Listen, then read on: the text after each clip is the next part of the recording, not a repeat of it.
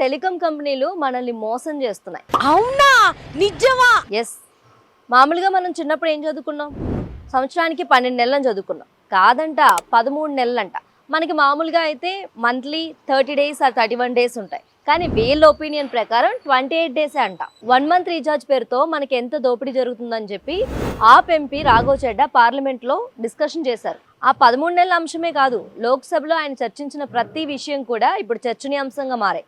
మీరు ఎప్పుడైనా అబ్జర్వ్ చేశారా? మనం రీఛార్జ్ చేసుకునేటప్పుడు 1 మంత్ ప్లాన్ అనే ఉంటుంది. కాకపోతే అక్కడ ఆల్రెడీ 28 డేసే లెక్క కడతారు. ఇదేం లెక్క అసలు? సరే, ఒక మంత్ 28 డేసే ఉన్నాయనుకుందాం.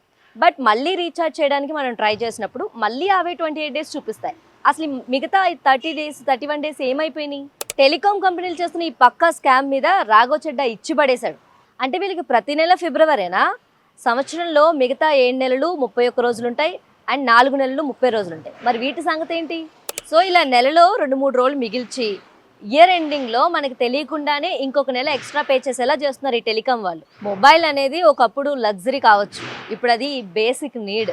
ఇలాంటి దందా జరుగుతుంటే మరి సామాన్యుడి తరపున ప్రభుత్వాలు ఏం చేయలేవా? ఇంకొక దారుణమైన విషయం ఏంటంటే, మొబైల్ రీఛార్జ్ అయిపోయినప్పుడు అవుట్ గోయింగ్ ఆపితే ఒక రీజన్ ఉంటుంది. మరి ఇన్కమింగ్ కాల్స్ ఎందుకు ఆపుతున్నారు? ఎమర్జెన్సీలో కాల్ రాదు, అలాగే మనకి బ్యాంక్ నుంచి రావాల్సిన ఇంపార్టెంట్ ఓటీపీస్ కూడా రావు. అంటే రీఛార్జ్ అయిపోతే మనిషి ప్రపంచంతో సంబంధం లేకుండా పోవాలా? ఈ ఆర్బిటరీ రూల్స్ వల్ల జనాలు ఎంత ఇబ్బంది పడుతున్నారో మీకు తెలుసా? కంపెనీల లాభాల కోసం సామాన్యులు బలవ్వాలా? క్యాలెండర్ మంత్ ప్రకారం 30 డేస్ రీఛార్జ్ ఎందుకు ఇవ్వట్లేదు? ఈ జియో, ఎయిర్టెల్ లాంటి దిగ్గజ సంస్థలు ఇలాంటి లూటికి ఫుల్ స్టాప్ పెట్టాల్సిందేనని రాఘవ్ చెడ్డా నిలదీస్తున్నారు. మరి 1 మంత్ రీఛార్జ్ అంటే 30 డేస్ ఉండాలని మీరు కూడా అనుకుంటున్నారా? ఒకవేళ అనుకుంటే కింద కామెంట్ చేయండి.